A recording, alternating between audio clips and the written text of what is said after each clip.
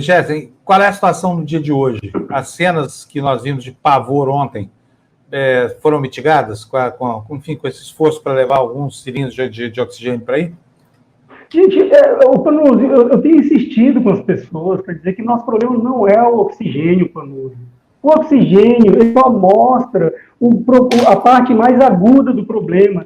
Essas pessoas que estão internadas, Panuzzi, nos hospitais, essas pessoas que estão em casa sem assistência médica, elas vão morrer com ou sem oxigênio. O papel do oxigênio nesse momento, nos últimos 10 dias da crise, é basicamente abreviar a vida das pessoas, Panuzzi.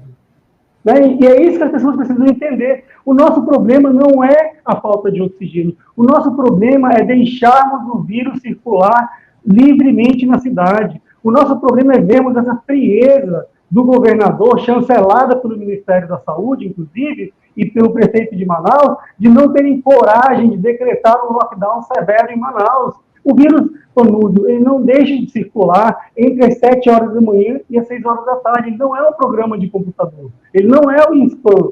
Ele não é um spy, um vírus, que você diz, olha, você vai parar de circular de tal horário a tal horário e no outro horário vocês vão ficar em casa em toque de recolher. Então, a questão do oxigênio continua preocupando, continua sendo um problema. Inclusive, eu queria trazer uma denúncia nova aqui, Panuzzi, em relação ao mercado paralelo que nós estamos vendo em Manaus agora do comércio e da venda desregulada e muitas vezes irregular de oxigênio, né? Antes de ontem, se não me engano, o governador do Amazonas deu uma entrevista ao vivo onde ele simplesmente reconheceu que não fazia ideia qual órgão dentro do governo dele faz a regulação dessa comercialização do oxigênio medicinal fora dos hospitais, ou seja, para as pessoas. Nós temos relatos de cilindros de oxigênio que estão sendo comprados a R$6 mil hoje, num preço aproximadamente 10 vezes maior do que você comprava fora desse momento da crise. Então, Panuzzi,